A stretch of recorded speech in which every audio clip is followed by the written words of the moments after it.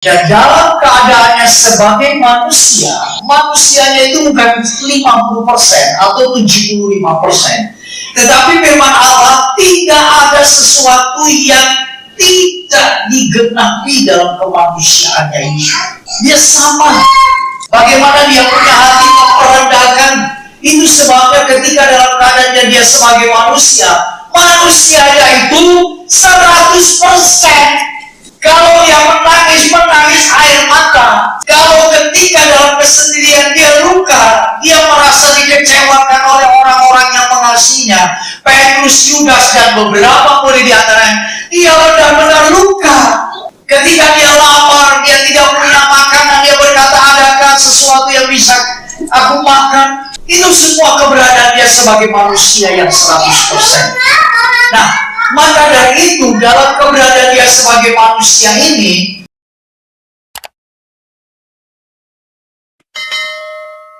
selamat kembali bertemu dalam kasih dan cinta Tuhan.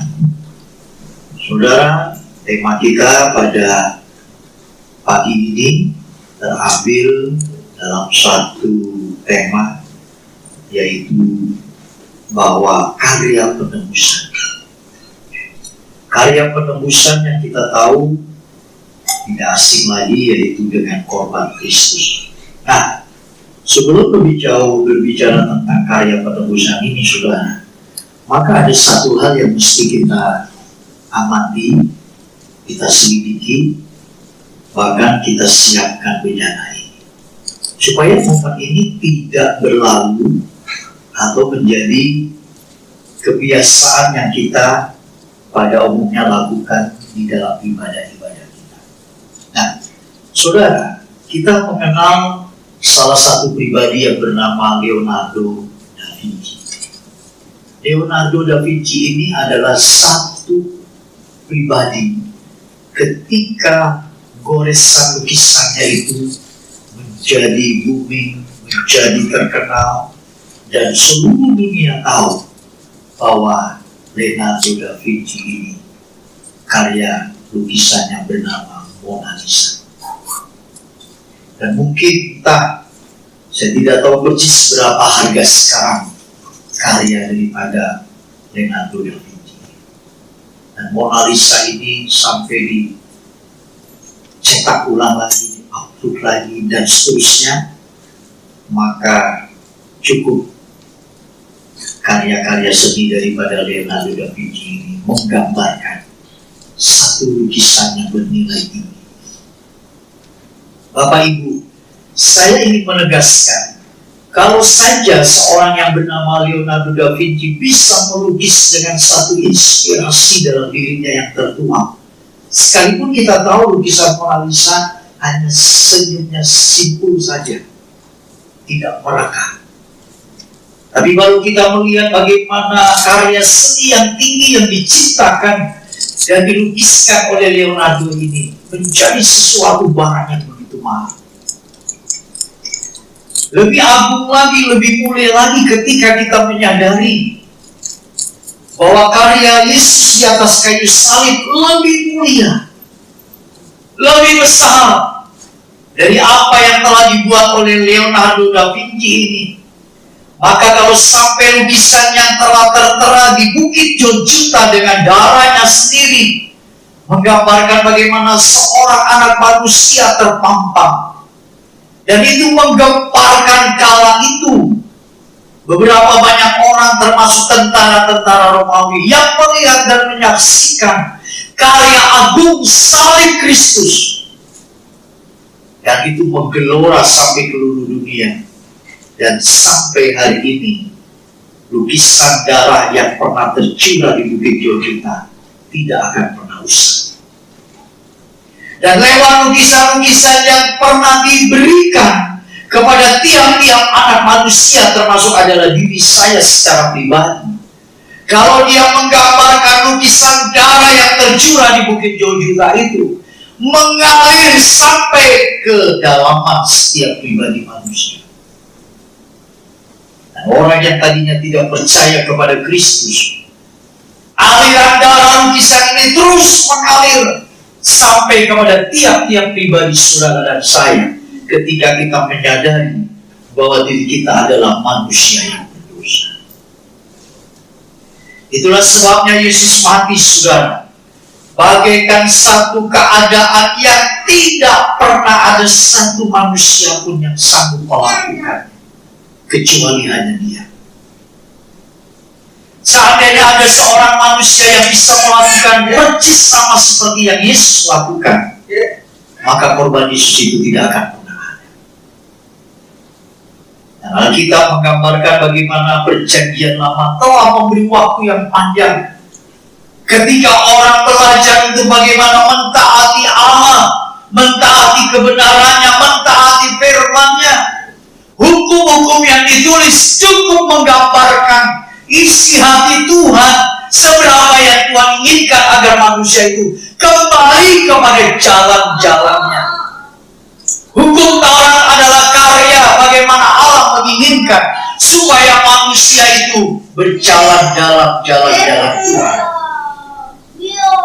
Kita melihat, saudara, tidak ada satu manusia pun yang ingin dan masuk seperti yang dikatakan oleh hukum Taurat.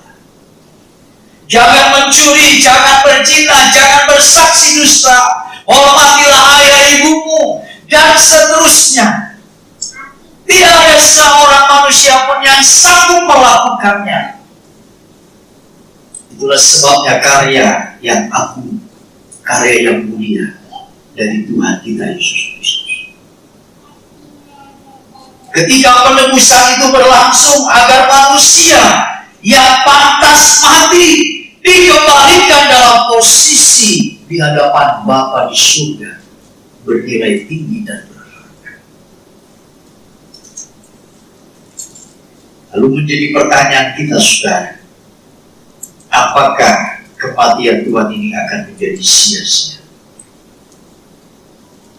Kita baca di dalam surat Filipi pasal yang kedua. Surat Filipi pasal yang kedua, kita lihat di sana ada beberapa ayat yang mesti kita pelajari bersama. Di dalam ayat yang ke-8 sampai dengan ayat yang ke-11. Filipi pasal 2 ayat 8 sampai dengan 11. Nanti bisa ditayangkan oleh CD ke depan. Saya akan bacakan firman Allah berkata demikian. Dan dalam keadaan sebagai manusia, perhatikan. Dan dalam keadaan sebagai manusia, ia telah merendahkan dirinya dan taat sampai mati. Bahkan sampai mati di kayu salib.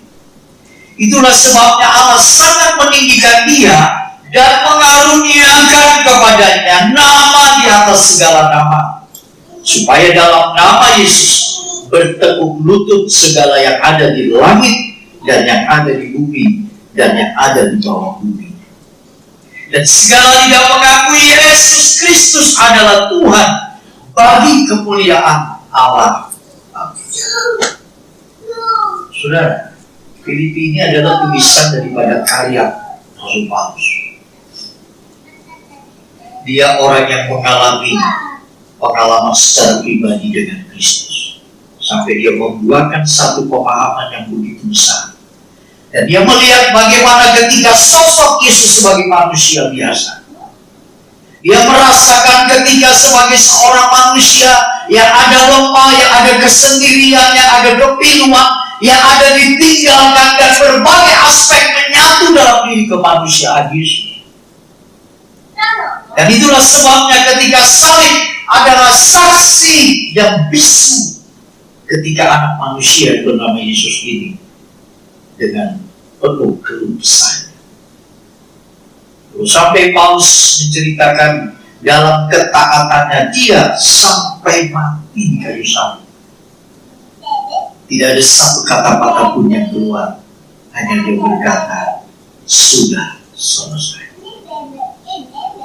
Saudara, kalau melihat dari perkara ini, kita dapat memahami begitu ketaatannya. Dia tidak hiraukan, hanya satu yang dia inginkan, saudara semua dan saya selamat. Ketaatannya kepada rencana Bapa.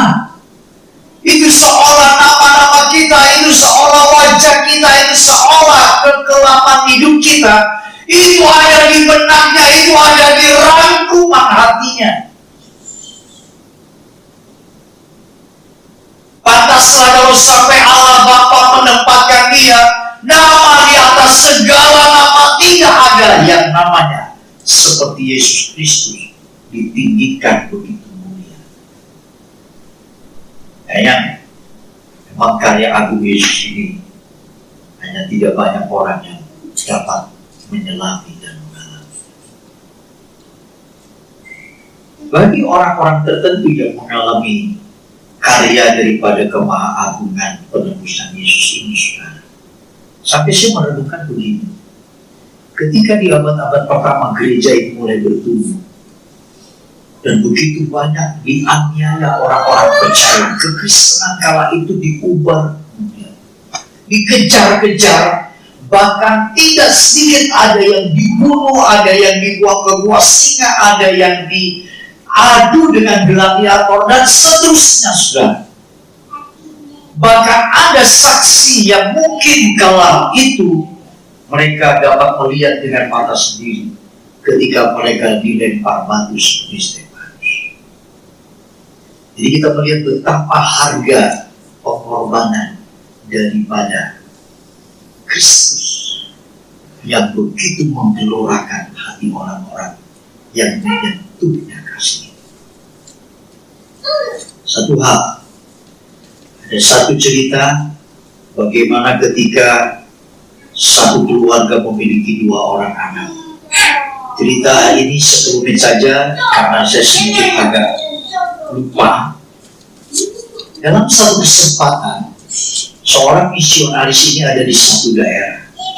Ketika dia mengabarkan Injil, ketika dia menceritakan bagaimana Yesus adalah Sang Mesias yang menyelamatkan manusia, maka saat itu pemerintah setempat yang begitu berkuasa penuh dengan militernya, dengan aparatnya, maka misionaris ini ditangkap.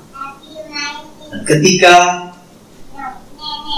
misionaris ini diinterogasi oleh aparat ini, maka militer ini berkata kepada sang misionaris, ada kesempatan untuk kamu bisa hidup jikalau kamu berkata, aku menyangkal dengan imanku bahwa Yesus adalah Tuhan, maka kau akan selamat. Dia tetap berkata, tidak, aku tidak akan pernah menyangkal Dia yang telah membayar harga diriku dari kebelengguan dosa. Peringatkan lagi, kau tidak mau menyangkal imanmu. Kalau kau mau menyelamatkan anakmu, engkau sangkal Yesus dengan iman, maka anakmu yang 2 ini kami tidak akan. Sang misionaris itu berkata sambil dia melihat 2, satu putra satu putrinya, dan dia juga melihat istrinya. Dia berkata kepada militer yang ada, tidak, aku tidak menyangkal bahwa Yesus adalah Tuhan. Di depan matanya sudah, maka anak itu dibunuh. Dua-duanya dibunuh saat itu. Di depan mata istrinya yang melihat anak yang dibesarkannya. Dan akhirnya militer itu berkata juga yang kedua kalinya, jikalau istrimu ingin selamat dan tidak dibunuh, sangkalah imanmu terhadap Yesus Kristus. Dia tetap berkata, tidak, aku tidak akan pernah menyangkal Yesus sebagai Tuhan. Maka istrinya pun dibunuh. Sekarang dia tinggal seorang diri dengan rasa haus darah yang begitu tinggi di hatinya. Dia tidak akan meninggalkan satu nyawa pun ketika dia tidak puas kalau Yesus itu menjadi sesuatu pribadi yang begitu menarik daripada misionaris itu. Maka akhirnya dia tetap berkata, "Hei misionaris, ketika kau percaya kepada Yesus, engkau telah melihat 3 korban yang di depan matamu telah mati semua. Adakah kau masih mempertahankan imanmu?" Maka sang misionaris ini tetap dia merenungkan betapa dahsyatnya korban Kristus ketika itu menyelamatkan dirinya dan anak-anaknya dan istri. Dia tetap teguh, dia hanya berkata, "Tidak akan pernah kusangkal nama Yesus." Dan misionaris itu pun dibunuh juga. Selang beberapa tahun kemudian, cerita ini tidak berhenti sampai di sini. Akhirnya beberapa di antara militer ini dan daerah tersebut sampai hari ini itu percaya kepada Yesus. Dan daerah tersebut apa yang dikatakan mayoritas 8-90% penduduknya adalah beragama Kristen. Saudara, lalu menjadi pertanyaan, sebelum satu daerah ini menjadi agama Kristen yang percaya kepada Kristus, mereka bertanya betapa dahsyatnya pengorbanan dari 4 jiwa ini. Terlebih sang misionaris kepada pribadi yang bernama Yesus. Dan itulah yang menggelorakan cinta, bagaimana mereka akhirnya menerima Kristus sebagai satu pilihan dalam hidup mereka. Sehingga satu daerah kota itu jadi percaya kepada Tuhan. Saudara, cerita-cerita ini bagaikan satu gelora yang begitu besar dari karya Maha Agung yang pernah terlukiskan di Bukit Jojo. Harusnya kita pun mengalami hal yang sama ketika gelora daripada lukisan darah yang pernah tercurah di Bukit Jojuta itu adalah merupakan satu pesan buat kita pada hari-hari ini, bahwa hidup kita ini adalah bagian dari lukisan Tuhan. Jadi pertanyaan, apakah Yesus mati itu adalah merupakan skenario-nya Bapa? Apakah Yesus itu mati oleh karena rencananya Bapa?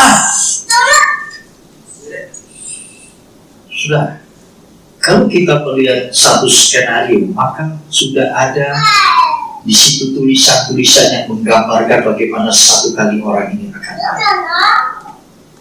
Tapi saya mau mengatakan, ketika Yesus mati di Bukit Jojuta, bukan skenario Bapa. Bukan skenario Bapa. Bapak tahu bagaimana menyelamatkan anak manusia yang ada di bumi ini yang telah meninggalkan kasih-Nya. Mereka jatuh oleh disebabkan Adam Hawa yang memilih untuk melakukan menolak dan memberontak kepada Tuhan. Allah ingin mengembalikan manusia pada rancangannya semula, supaya berharga di mata Tuhan. Maka perlu ada orang yang mau berkorban. Dan dialah Yesus Kristus. Sekalipun dia anak, dia taat sampai mati. Jadi saya percaya dia anak yang bukan skenario daripada Bapa, tapi dia anak yang mau menyenangkan hati Bapaknya dan menyelamatkan manusia, termasuk saudara dan saya. Jadi ketika dia memilih untuk menjadi anak yang taat sampai mati di atas Bukit Jojuta, itulah sebabnya Allah meninggikan dia. Seperti kita adalah sosok manusia yang dibekali dengan hikmat, dengan akal budi, dengan jiwa, di mana ada pikiran perasaan kita yang menggelora. Kita punya beberapa pilihan dalam hidup ini. Apakah kita lanjut untuk mencintai Tuhan? Apakah kita terus fokus pada jalan-jalan Tuhan? Ataukah kita berhenti dan memilih dunia kembali? Ketika itulah Yesus berkata kepada Bapaknya, "Bapa, kalau boleh, jawab inilah. Tapi tapi bukan kehendakku. Kita ada sering di masa-masa sulit seperti itu, ketika kita berkata, betapa tidak mudahnya menjalani hidup ini. Tapi aku tetap Tuhan memilih. Dan ini saudara, sesuatu yang membawa kepada kita satu pengharapan, satu masa depan. Sekalipun dunia ini bukan tempat kita berharap, sekalipun dunia ini bukan tempat kita selama-lamanya, tapi dunia ini adalah tempat kita memberikan wacana hidup kita menyenangkan Bapa di surga. Dunia ini adalah tempat bagaimana kita bertanding sampai kita menjadi pemenang, karena kita memilih tetap ada di jalan Tuhan. Apakah Yesus yang bisa berbuat dosa itu? Kalau kita melihat di dalam keberadaan dia sebagai manusia, apakah Yesus bisa melakukan hal-hal yang seperti pada umumnya manusia, yaitu berdosa? Ya,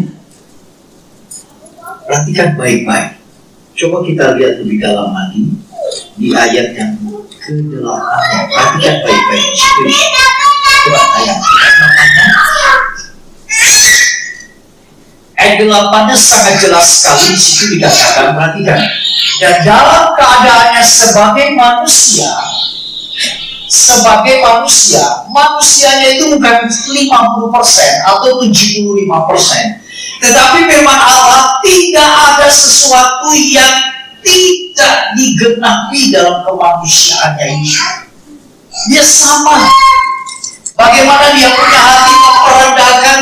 Itu sebabnya ketika dalam keadaannya dia sebagai manusia, manusianya itu 100%. Kalau yang menangis air mata.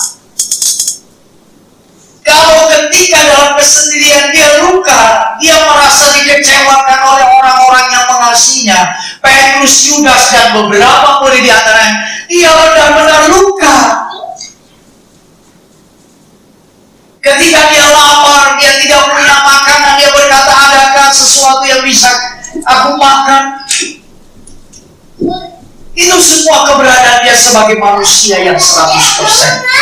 Nah, maka dari itu, dalam keberadaan dia sebagai manusia ini, coba kita lihat lagi untuk menunjukkan kemanusiaan Yesus ini dalam Ibrani. Ya, untuk menggenapi ini, saudara, kita lihat Ibrani pasal yang kedua.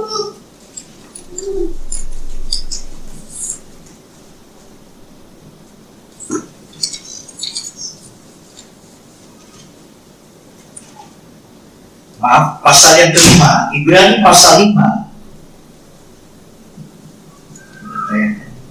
Di dalam Ibrani pasal yang kelima, ayat yang ke-7, kita melihat di sana, dan sampai ayat yang ke-8, berkata demikian. Dalam hidupnya sebagai manusia, ia telah mempersembahkan doa dan permohonan dengan rata tangis. Bagaimana gambaran dia sebagai manusia ini, saudara? Dia itu juga berdoa. Sampai dikatakan firman Allah, dia meratap dan tangis dalam keluh kesahnya kepada dia yang hidup, yang sanggup menyelamatkan. Bahkan ayat 8 dikatakan, dan sekalipun ia adalah anak, ia telah belajar menjadi taat dari apa yang telah dideritanya. Saya melihat konteks ini, saudara. Kalau sampai orang Kristen tidak pernah mau menderita dan mau ikut salib, tidak akan mungkin dapat bagian penderitaan Yesus. Allah bayar. Surga yang mana yang saudara inginkan? Bila kau tidak pernah mau memikul salib, seperti apa yang telah Yesus berikan. Dan itulah sebabnya dikatakan dengan ketaatan dalam penderitaan ia tetap melakukan. Sampai ayat yang ke-9 dikatakan, dan sesudah ia mencapai kesempurnaannya, ia menjadi pokok keselamatan yang abadi bagi semua orang. Perhatikan. Dan sesudah ia mencapai kesempurnaannya, ia menjadi pokok keselamatan yang abadi bagi semua orang yang Taat. Jadi bagi semua orang yang taat, bagaimana kekristenan yang tidak taat? Tidak mungkin melalui layar ini, saudara. Maka ayat ini adalah satu gambaran yang begitu jelas bagi kita semua. Ketaatan kita berorientasi terfokus kepada ketaatan Yesus. Ketika dia sebagai manusia, ketika dia sebagai anak, dia taat menderita. Itu oleh karena dia ingin menyenangkan Bapa. Nah, kita sebagai orang Kristen, kita taat, kita menderita, bukan mau kita, tapi mau Kristus supaya kita membayar harga penderitaan yang pantas kita menerima, yaitu kekekalan surga yang mulia. Tidak ada akan surga kalau kau tidak pernah membayar harga salib.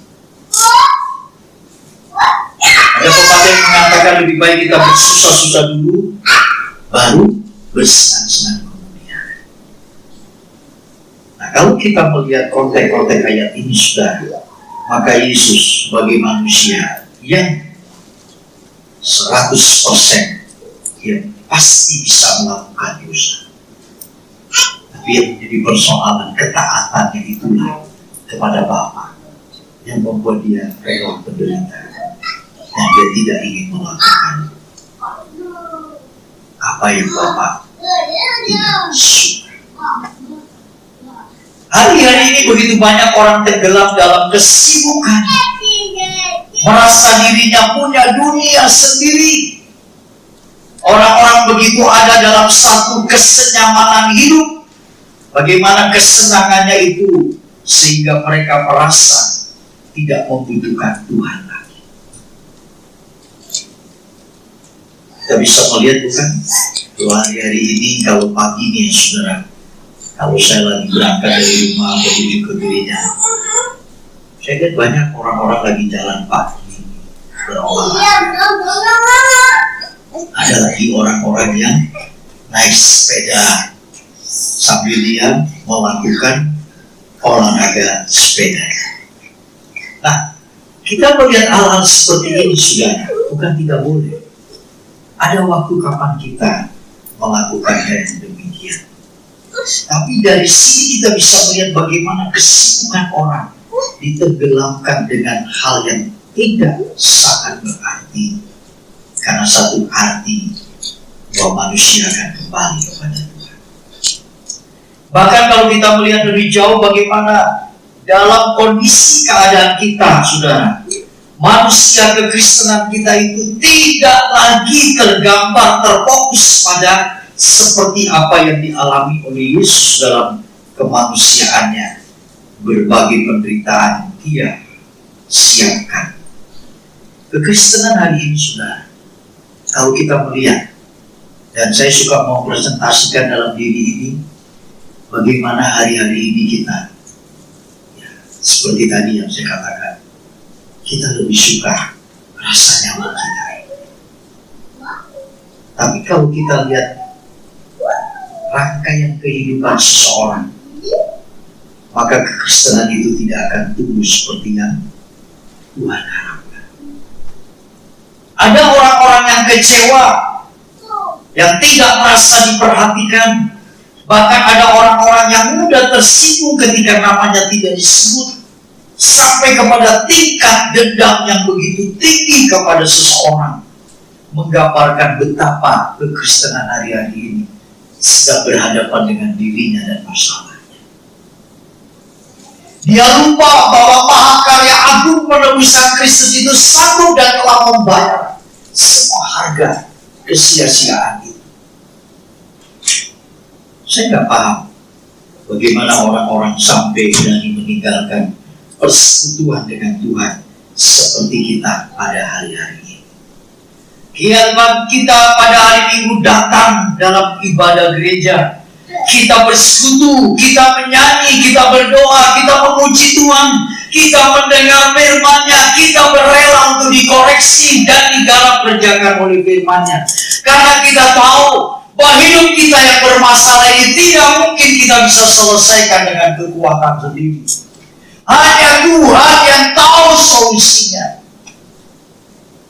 kita kecewa, kita luka, kita dendam, kita marah, kita juga bisa merasa diri tersinggung dan sebagainya. Kata kita menggambarkan kita tidak tahu solusi bagaimana jalan keluar. Tetapi kalau Tuhan yang memberikan solusi dalam hidup kita, maka kita percaya ada jalan keluar yang Tuhan berikan. Saudara, di sini kita melihat bagaimana ketika korban Kristus telah menjadi gambaran lukisan yang agung, maka kita melihat kita hanya bisa mengarahkan hidup kita terus kepada jalan-jalan yang Tuhan inginkan. Kita ini banyak mengalami satu kemiskinan soal mengalami Tuhan. Jujur ya saudara, kita miskin mengalami Tuhan. Kadang doa saja kita bangun tidur, doa cepat segera selesai. Tapi kalau pegang handphone, itu bisa sejam, 2 jam, 3 jam, 4 jam, 5 jam, 6 jam. Satu hari itu handphone gak terlepas. Tapi doa ketika kita bangun tidur, saya sering ditegur, udah Pak, jangan main handphone. Jadi kamu saya pakai handphone. Saya lagi harus balas ini, balas itu, selesai. Tapi hari-hari ini HP itu, handphone itu begitu menggelora. Saya mengatakan ini bukan saya melarang saudara pakai handphone, tidak. Itu menjadi kebutuhan yang tidak boleh kita lepaskan.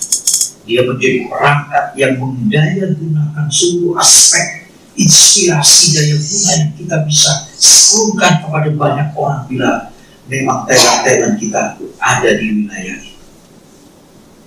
Hari-hari ini memang Serafim sedang juga lagi belajar membangun satu perangkat bagaimana kita bisa menyiarkan, kita bisa menjangkau jiwa-jiwa lewat website. Ada orang-orang yang di sini yang Tuhan pakai begitu luar biasa. Mari. Tapi di samping itu kita memberikan diri kita ini terus menjadi tumpuan Tuhan supaya Tuhan bisa berkarya dalam diri kita apa yang Dia inginkan. Nah, berangkat dari kemiskinan pengalaman kita dengan Tuhan itu menunjukkan bagaimana hari-hari ini manusia kita ini kita gambarkan kesukaan-kesukaan kita sendiri. Tuhan punya waktu kapan? Ketika sisa di umur kita, ketika sisa di dalam kesibukan kita, maka ada waktu Tuhan itu pun hanya kecil sekali durasinya. Mungkin ketika kita mau tidur baru waktu kita kepada Tuhan, Tuhan aku mau istirahat, aku mau tidur, tolong jagai aku, Tuhan jadi satpam kita. Tuhan berikan aku kesehatan, Tuhan jadi dokter kita. Tuhan tolong nanti kalau ada makanan yang belum, Tuhan jadi pembantu kita. Tuhan aku lupa besok mau makan, Tuhan jadi juru masak kita. Dan sepertinya kita daya gunakan Tuhan dengan berbagai manfaat-manfaat. Tapi kita tidak pernah menyenangkan seperti putranya. Nah, Dia rela menderita. Bagaimana menyenangkan hati Bapa. Sulit kita bisa ceritakan hal ini kalau kita tidak ada kerinduan mendalam. Aku ingin Tuhan mengalami Tuhan lebih lagi. Karena jalan-jalan kita ini tuh bukan ditentukan nanti pada endingnya. Jalan-jalan kita ini ditentukan sekarang kita melangkah terus berjalan bersama Tuhan. Sampai kita mengalami Tuhan dan napas kita, detik kita, menit kita, jam kita adalah Tuhan.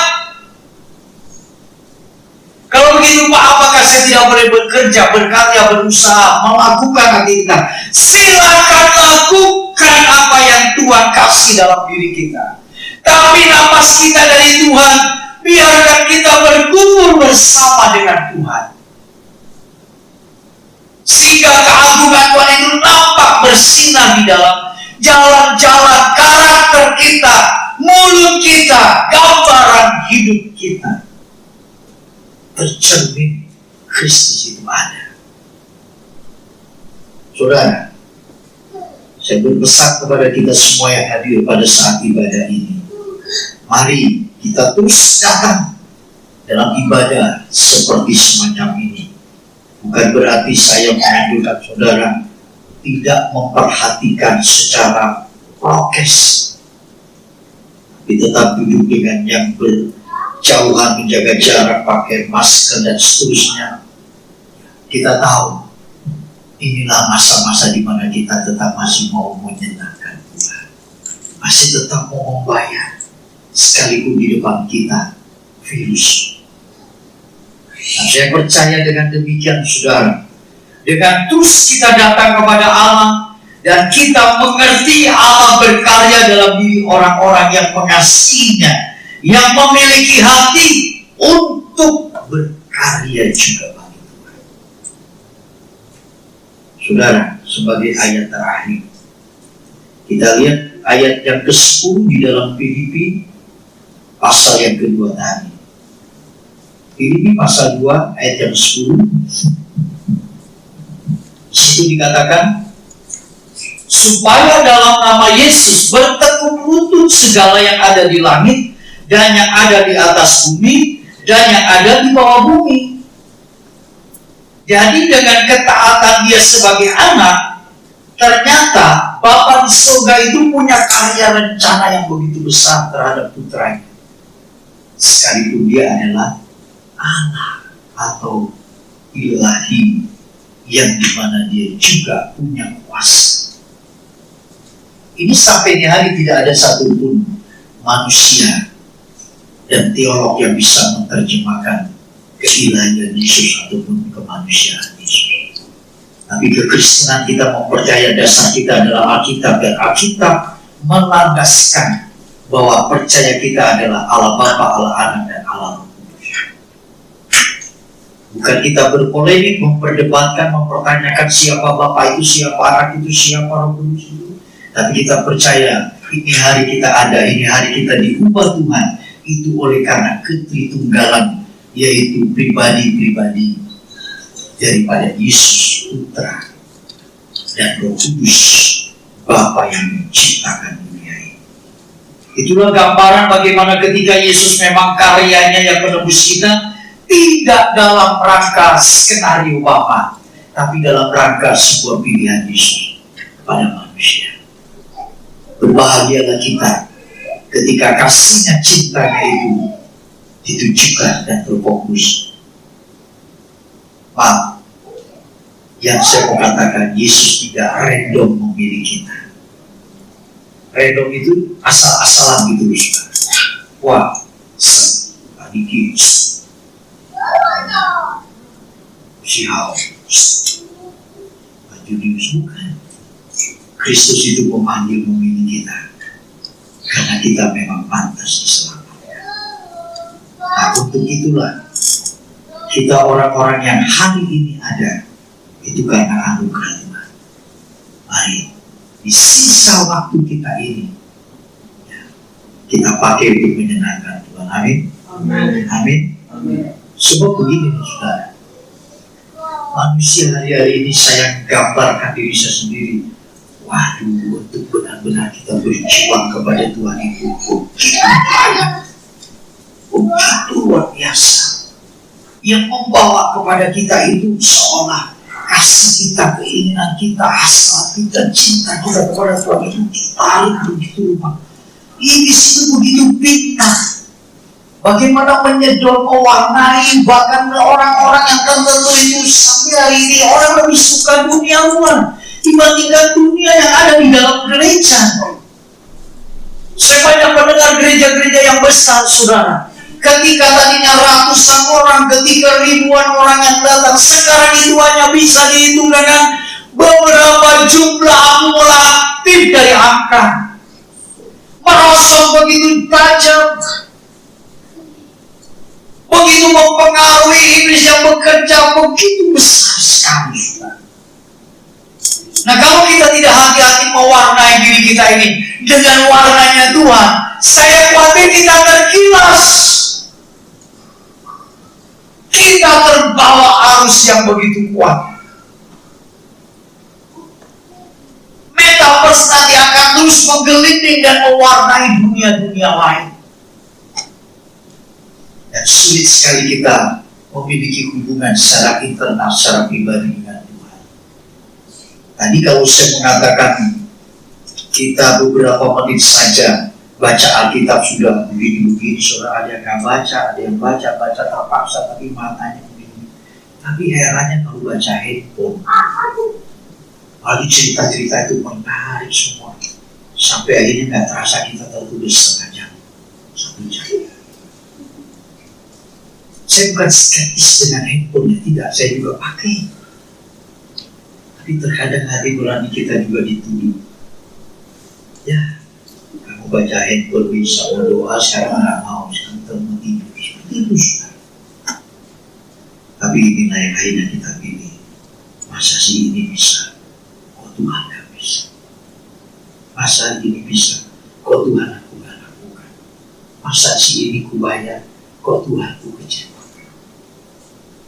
Dengan berat, terkadang aku katakan, Tuhan ampuni.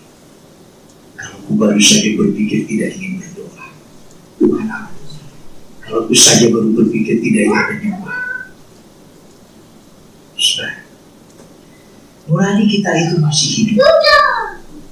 Saya percaya sudah juga punya nurani masih hidup.